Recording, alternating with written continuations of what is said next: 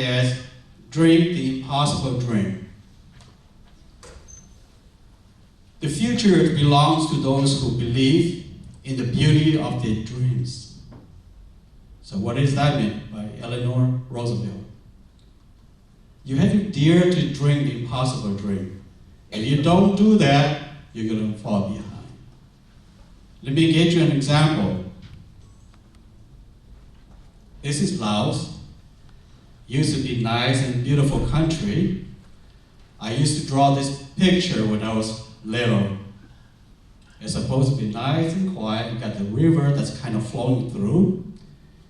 And everything just as normal as it could be. So you see people just kind of walking around doing their own things, peace and quiet. And the story began, a little boy, my clone brother. He was born in 1968 in Long Cheng. How many of you were born in Long Cheng? None of you except me. So I was taught by my father, say, hey, you gotta go to school. If you don't go to school, you won't become a successful person. So he made me to go to school. He dragged me to go to school. And that was during the Vietnam War. As you can see in behind, this is a T-28. And yes, we used to live on this side here. And our school is right behind here. So I started to go to, my clone brother started to go to school. And the way that they evaluate is if you can take your right hand or left hand and reach over your head and touch the other ear, then you get to be enrolled to school. Not so long after that, the escalation of the Vietnam War brought closer to Long Cheng, where everybody had to evacuate it. So my clone brother and his family picked up the stuff and started moving, trying to escape the Vietnam War. So they got down to Hlub Bridge. That was May 28, 1975. The communists started shooting and killing people on the bridge. My clone brother knows exactly and is still having that memory in his mind. They finally got out of Laos, crossed the Mekong River into refugee camp. And you can see that there's thousands of people in the refugee camp with this picture here. I know it's not too clear, but medical facility was almost non-existent. People were dying. Infectious disease spread like, we call it more like virus. It's more like viral on YouTube today. People are constantly dying. And so my clone brother and his older brother got very sick. He came down with pneumonia. He couldn't breathe. So my clone brother took his older brother along with his father and mother to this local Thai hospital. Because he was coughing, he had pneumonia. And you as a refugee, who really care about your life? So they placed my clone brother and his older brother and his parents right by the corner. My clone brother held his older brother's hand, watching him breathe. He was shallow breathing, suffocating. There was no oxygen. He's gasping for breath, sweating profusely. So my clone brother held his hand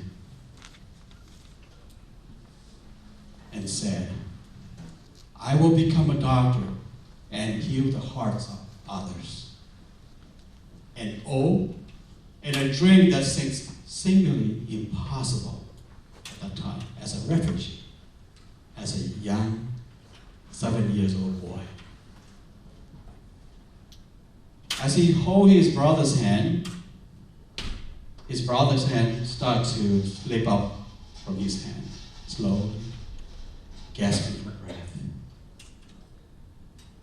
And then he vanished forever.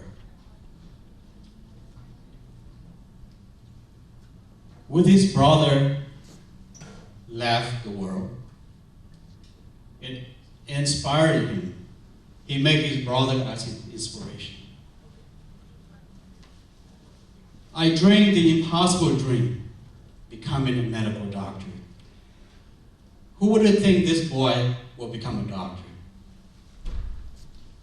7 years old, living in a refugee camp. Fortunately, the world turned around. He and his family were able to get on a bus and make their way flying Pan America, and landed in John Waits Airport, Orange County, California, 1980. As he came out of the plane, he looked around the city and said, "This is the land of opportunity." So he started to pursue in education. Soon enough, he graduated from high school. He went to college, graduated with a bachelor's degree in biology and chemistry. Because of the lack of knowledge to pursue medical education, he went on to become a chiropractic physician. At first, there was no role model. All he had was his dream of becoming a doctor. He had no idea what is a chiropractic doctor at that time. So he went in just like any regular student, and he graduated with a doctor chiropractic degree, and he started to practice for a while. He has this anti-butterfly saying that that's not enough. You can do more than that. So he went back to medical school.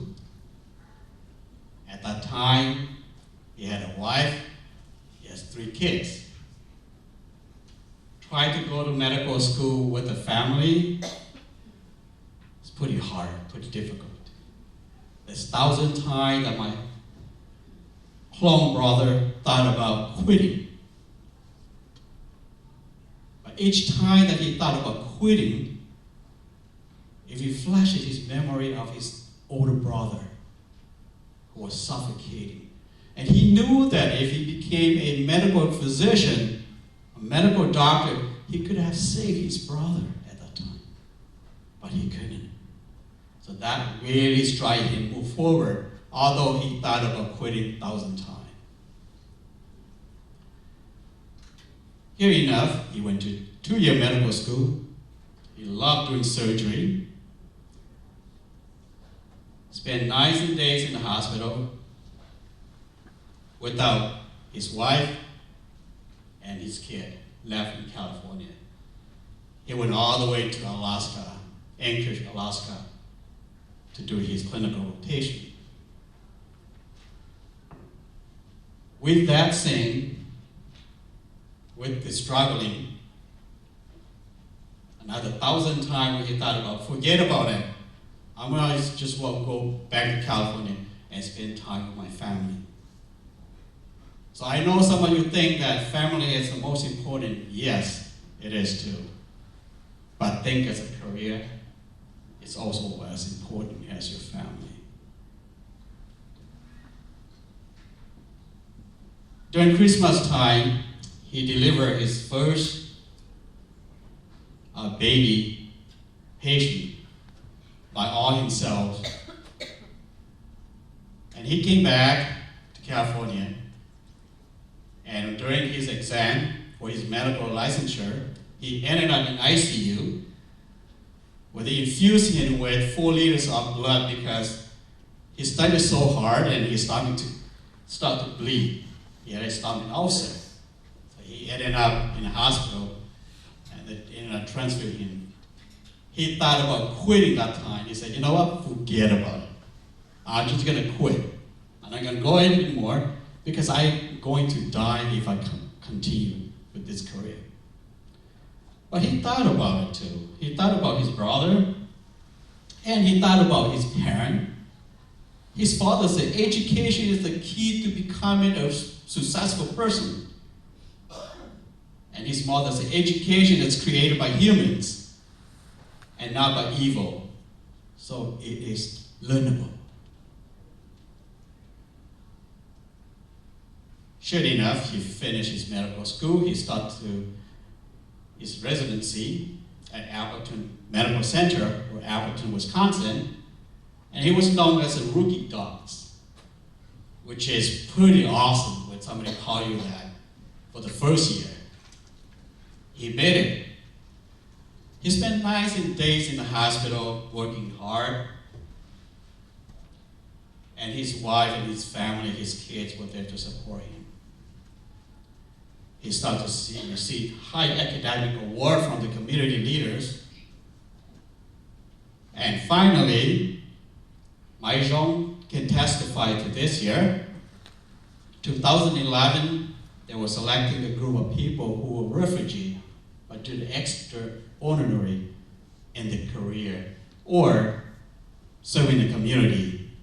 And he received the Journey of Hope Award for outstanding achievement by a refugee during resettlement and integration into American society by Secretary Alice Anderson at the State Capitol in Madison. So we all were there to celebrate my Hmong brother.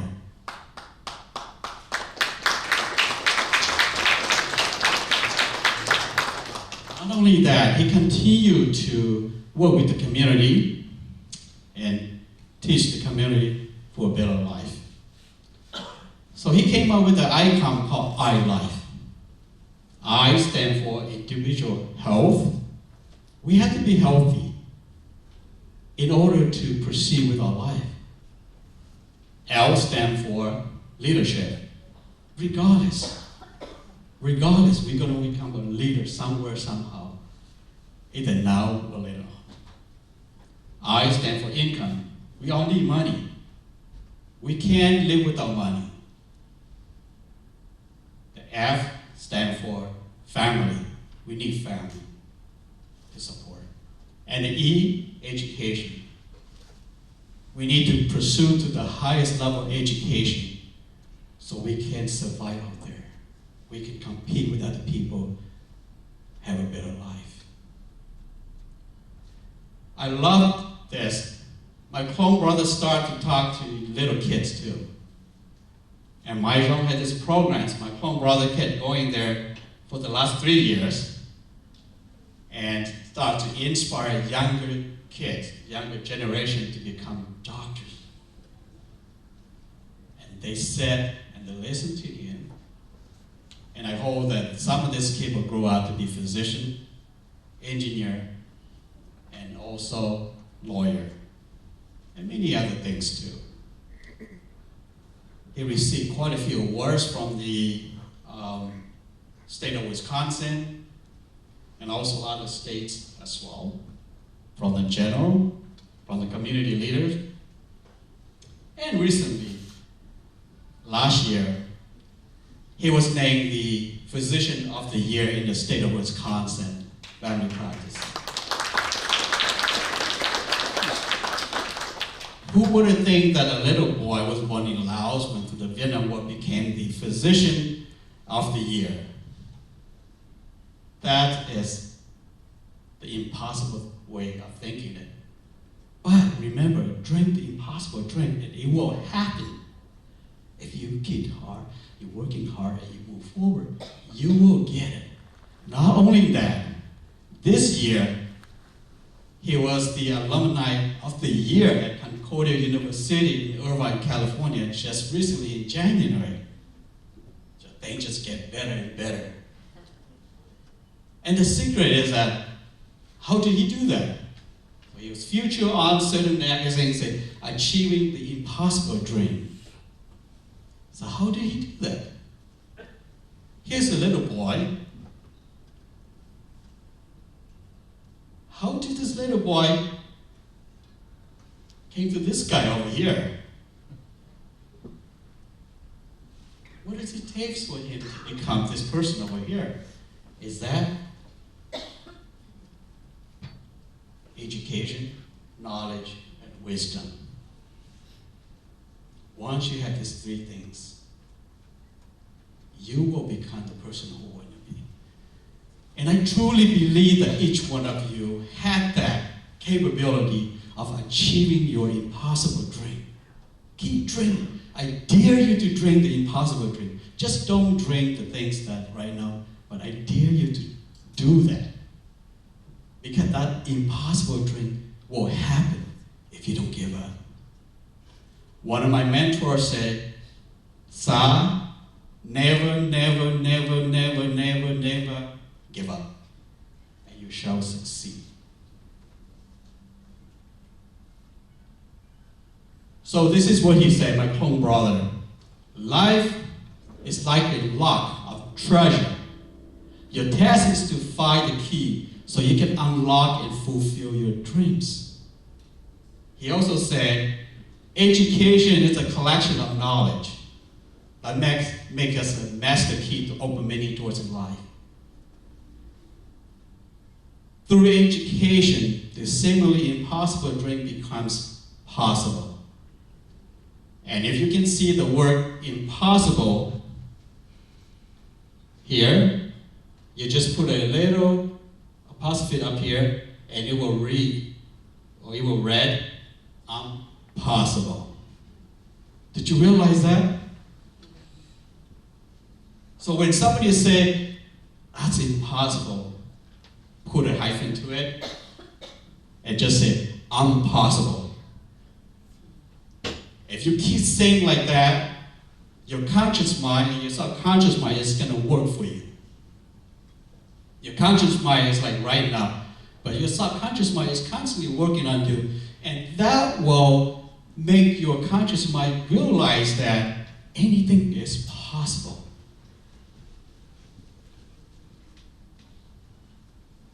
With this story, I hope that it will inspire you, transpire you, look further in your life, and encourage you to become the person who you want to be.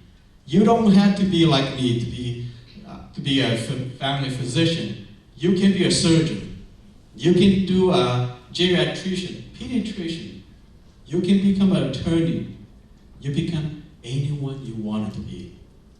No one will stop you if you think the impossible way. The only person that will stop you to become who you want to be is you. That's it. So if you don't allow you to stop what you're doing, you just keep moving.